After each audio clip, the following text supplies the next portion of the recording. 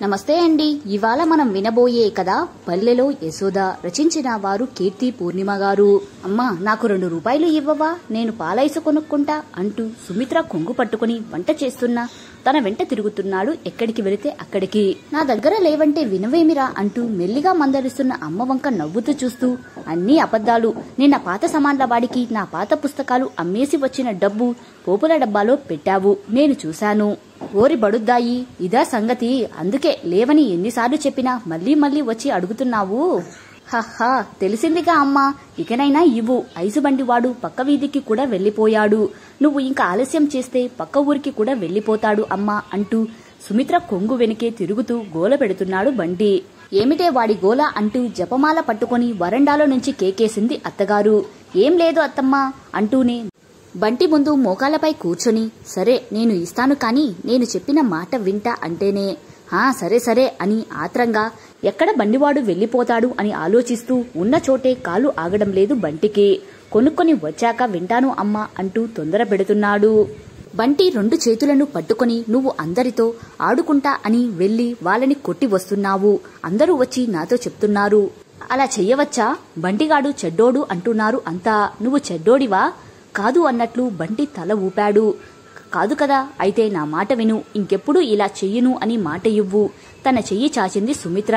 సరే అంటూ చెయ్యి వేశాడు బంటి. చిరునవ్వుతో తన చేతిని పైకి మార్చి తన చేతిలో 2 రూపాయలు పెట్టింది.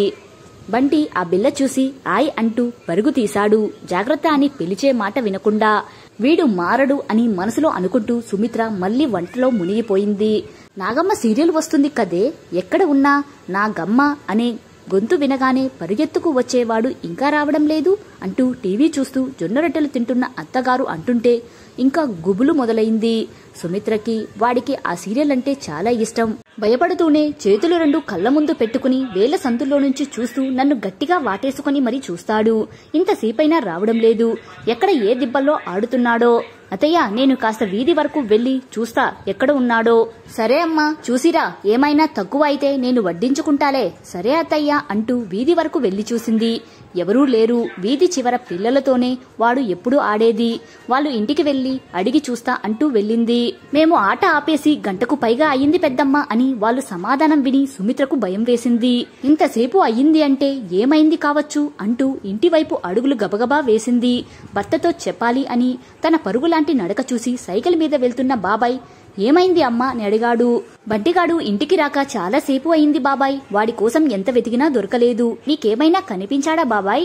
అయ్యో తల్లి, బంటి కాంతమ్మ పొలం గట్టు దగ్గర పైపు నీళ్ల దగ్గర మీ చిన్న లేగదూడని కడుగుతున్నాడు తల్లి. ఇక్కడ ఏం చేస్తున్నావురా? ఇంట్లో తెలుసా అంటే తెలుసు తాత అన్నాడు. అందుకే వచ్చేసా. ఈ సమయంలో అక్కడ ఏం చేస్తున్నాడు బడవా? ఎవరూ ఉండరు. చీకటిలో ఏదైనా చూసి భయపడితే నేను వెళ్తా బాబాయ్ అంటూ వెళ్లిపోయింది సుమిత్ర. వెన్నెల కాంతికి వాడు లేగదూడని కడుగుతూ కనిపించాడు. దొరికాడు బడవ. వీడికి 4 తగిలిస్తే గాని బుద్ధి రాదు అంటూ వెళ్ళగానే వాడి భుజం పట్టుకుని లాగి వీపులో 2 దెబ్బలు వేసింది సుమిత్ర. ఎక్కడ పోయావురా? నీకని ఊరంతా వెతుకుతున్నా. నీకు ఏమైందో అని నేను ఎంత గాబరా పడ్డాను ఏం తెలుసు? పద ఇంటికి అని లాగబోయింది. ఏడుస్తున్న బంటిగాడు ఏడుస్తూనే, ఆగు అమ్మా, మన లక్ష్మి అమ్మా, మన లక్ష్మి ఇంట్లోనే ఉందిరా దొడ్లో. ఇది ఎవరిదో? దాని మెడలో గంట లేదు. లేదు అమ్మా, ఇది మనదే. తాడు తెంపుకొని పొలాల్లోకి పరుగు తీసింది. ఆడుకుంటూ ఉండగా దాన్ని చూసి ఇంటికి పట్టుకుని వద్దామనుకున్నా. కాని అది తప్పించుకొని వెళ్లి ముళ్ల కంచెలో పడింది. దాని గంట పొదకి చిక్కుకుంది. అందుకే తీసేశా. అందులో నడవడం రాక అక్కడే బురదలో పడింది. అందుకే కడుగుతున్నా. మళ్ళీ బామ్మ చూస్తే దాని కాళ్ళ మీద నుంచి తన చేతి కర్రతో కొడుతుందమ్మా అంటూ దాని అమాంతం వాటేసుకున్నాడు. విచక్షణ కోల్పోయి వాడిని కొట్టేశా. వాడు అల్లరివాడు అని ఆలోచించా కాని వాడిలో ఇంత పరిపక్వత, ఇంత దయాగుణం ఉందని ఊహించలేకపోయా అని మనసులో బాధపడుతూ, అవును బంటి, మరి ముళ్ళ నుంచి నువ్వు ఎలా బయటకు తీసావురా? నీకు ముళ్ళు కుచ్చుకోలేదా? నువ్వు కొట్టను అంటే చెప్తా. కొట్టను తండ్రి అంటూ వాడి జుట్టు సరిచేస్తూ అంది సుమిత్ర.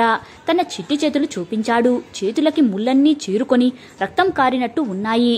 లేగను కడిగేసరికి రక్తం లేదు, కాని ముళ్ళ తాలూకు మరకలు ఉన్నాయి. అమ్మగా సుమిత్ర హృదయం ఆ చేతులు చూసి తట్టుకోలేకపోయింది. గట్టిగా బంటిని హత్తుకుంది. కడుగుతుంటే చేతులు నొప్పి పుట్టాయి అమ్మా, అందుకే ఇంత ఆలస్యమైంది అంటూ అమ్మ వైపు చూశాడు.